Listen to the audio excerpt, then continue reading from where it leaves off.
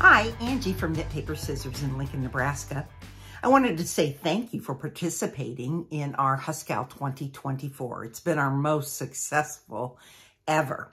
We look forward to a great season with you. We'll be making 3 projects, and each week you will receive an email with the pattern and a video that has tips and tricks for knitting that particular week's section of our project.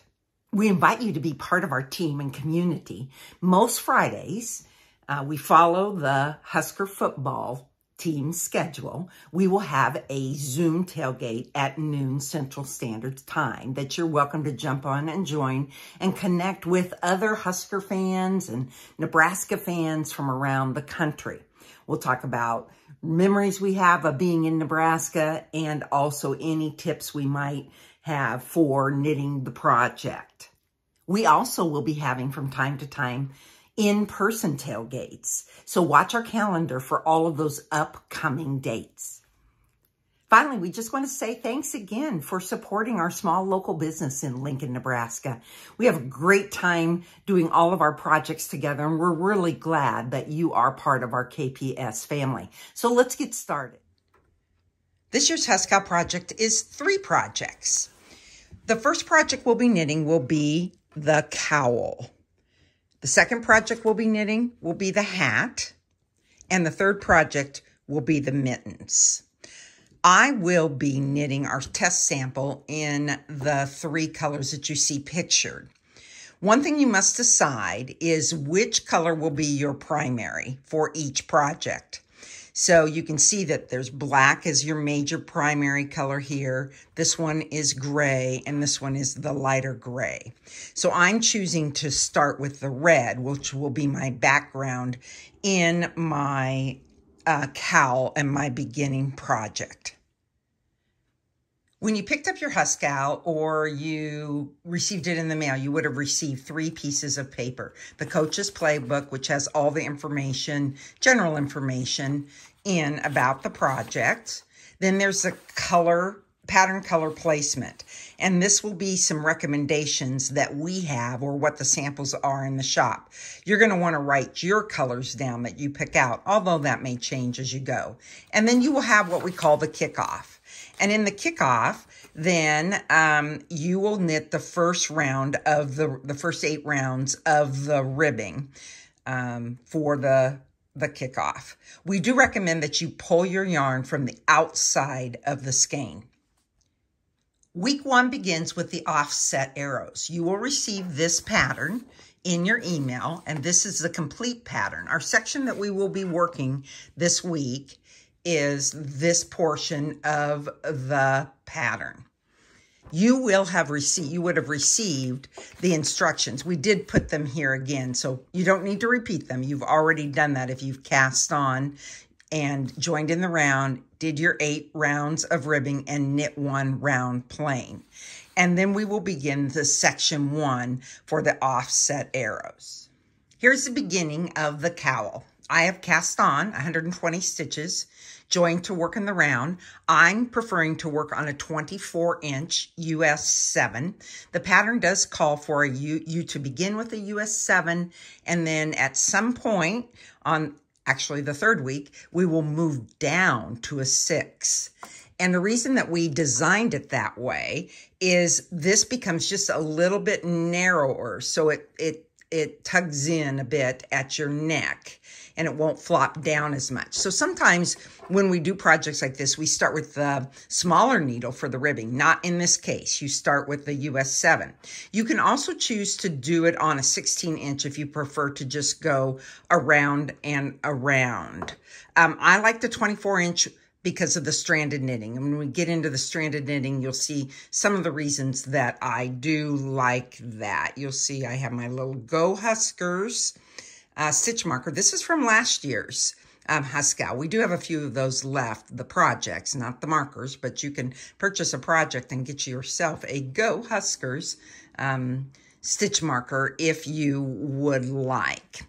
Now, and in the first section, you do 8 rounds of knit 1, purl 1. So it's just a 1 by 1 rib. And then you need to do 1 plain round. In the pattern, you will see that it will say section 1, offset arrows. Follow chart A or the written directions. So you have options here. You can just read the directions and do what they indicate. Don't forget that asterisks mean that you repeat that from all the way around. Or you can take a look at the chart. This would be a good opportunity for you to practice your chart reading. And when you look at a knitting chart, this one is 8 stitches, and this repeats all the way around the cowl. So you'll see 1 through 8, then you would repeat back here. And in a chart, you read right to left, not left to right, like we might read if we were reading a book. So you'll start here, and you'll go all the way around, all 120 stitches with round 1. Then you'll go to round 2 and go again. One of the things I like to do with a chart is I like to look at it in advance, and I say, oh, there's a nice rhythm to this. There's 4 and 4, 4 and 4. All the way around. Then I'll start to look again. Oh, and it's 4 and 4, but I do start with 3. It's important to have a beginning around marker.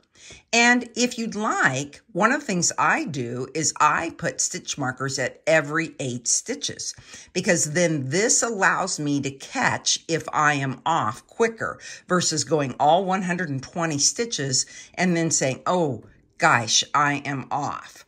So I'm going to get this section started. And actually, I will show you then the next section, the tips of how to do the stranded knitting, so that I have a little bit of fabric to show you.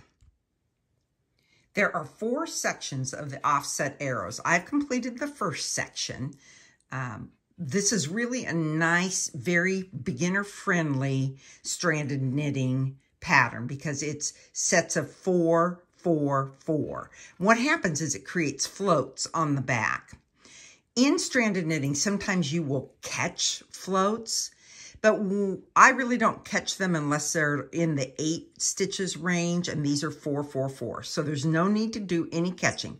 We will talk about that when we get to the 3rd section. But for now, what's best is to practice your stranded knitting. You can also see that I've added the markers in for every 8 stitches.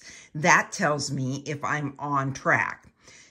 In the pattern, you'll see too that they stack on top of each other or offset. And so you'll know when you're coming up to this, am I putting a stitch above the color from last time? So that's another check for you. I'm now ready to start the section 2 of the offset arrows. And the white in this chart represents my red. So that will be the red that I will be using all the way up. Sometimes in knitting with charts, it can be kind of tricky with our brains into how to make them look right. And so when I move to section 2, the white blocks will continue to be my red color. The black box represent the white color that I will be introducing as my accent color. You can see that there's just one accent color here in this whole project, then the rest remains 2 colors. So the question often is, do I carry the gray up? Because I will be using the gray again. I decided to go ahead and cut it. And there's not that many ends to weave in this project. I don't weave it in as I go. I will just weave it in when I am done. So now I am ready to add the white yarn to begin the next offset arrows. All right, I've knit the 4 red. Now I'm ready to do 4 white. I often get asked, well, how do you add a yarn in? Well, I just really just put my needle in and pick up the yarn and go. I don't do anything fancy with the tail. This will be loose as you go along, and so you'll have to come back and snug it up. But I'm not going to worry about snugging it up for a while. And I'm just going to get these first 4 white stitches knit. When I made my first sample, my arrows went the wrong direction because I got kind of confused. So make sure that your arrows as we work are going to go to the left. Now I'm going to slip my marker. All right, so let's talk about stranded knitting. I like to have my stranded knitting.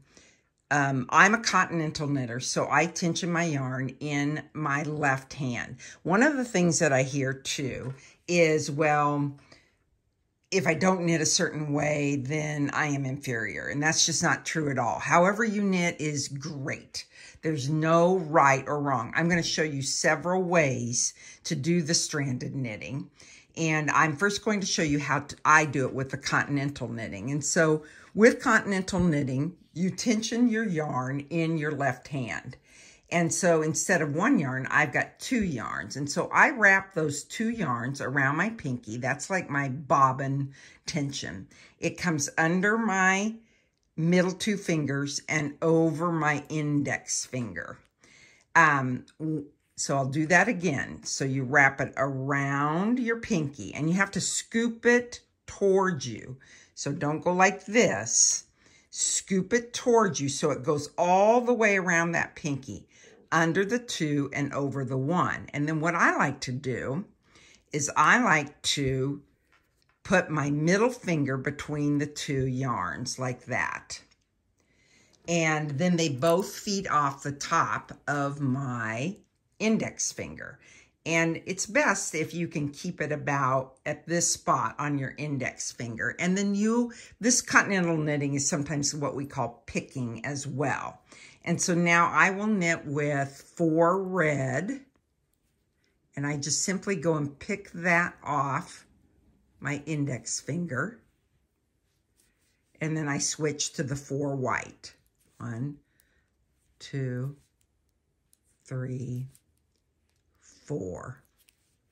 After you do your stranded knitting, it's important that you give everything a little bit of a stretch out because we do not want these floats to get too tight. We don't want your project to get scrunchy. One of the things you'll notice in your stranded knitting is that maybe your stitches don't look as even as you might like them to look. That's okay. They will block out. This piece blocks out beautifully. So you don't need to worry too much. What's important, though, is paying attention to how tight your stitches might be. If your stitches are getting too tight with the stranded knitting, we might consider going up a needle size. Okay, I'm ready to move my marker over. Now I need to do 4 red and 4 white. And you can kind of see that my yarn drops off of my index finger. So I will drop. I like to keep my yarns to the left. So I've got them both over here. And I kind of pull the yarn out. Then I give it that tension. Wrap it around. I learned this method several years ago from Mary Jane Mucklestone. And then I give it the finger. And then I tension it up and over the index finger like that, so that then I can go and pick them off. So I'm ready to pick off my red.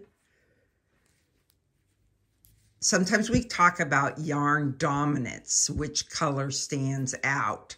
This is a 4x4, and so we're not really going to be too concerned because everything is even. Slip your marker and continue on.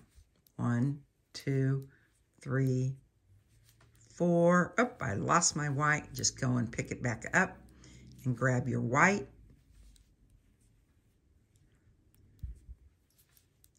And then again, don't forget to give it a little stretch out so that the work doesn't get too tight. Now let's take a look at two-handed stranded knitting. That would be where you hold one color continental-wise and you throw with your right hand.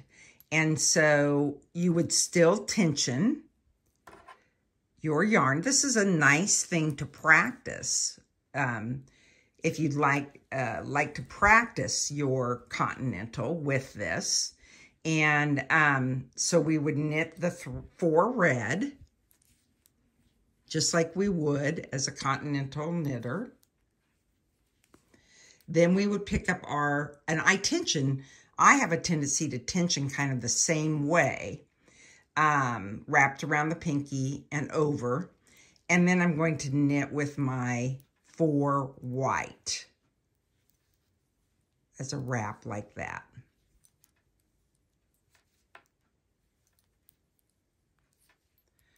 Transfer, 4 red. And you can see that the white's just waiting for me to be used here. And then I'm going to wrap with the 4 white.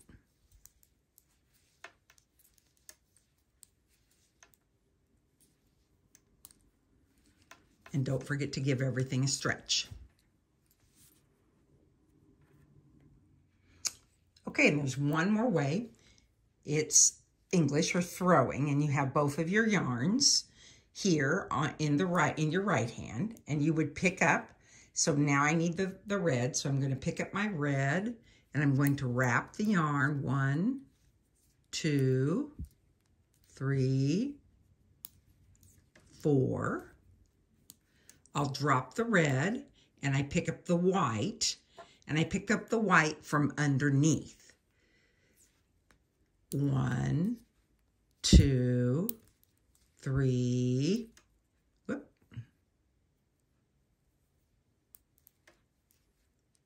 4.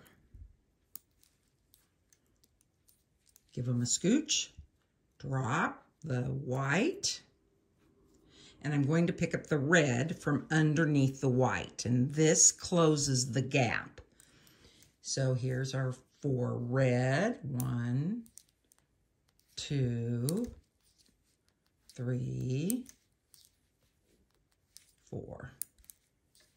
Drop the red. Sometimes you can move the balls around if you like. Pick up your white and knit with your white. 1, 2, 3, 4. Give your stitches a little space and continue on until you've worked around your round. And then you'll continue working until you've completed the second set of offset arrows with your accent color.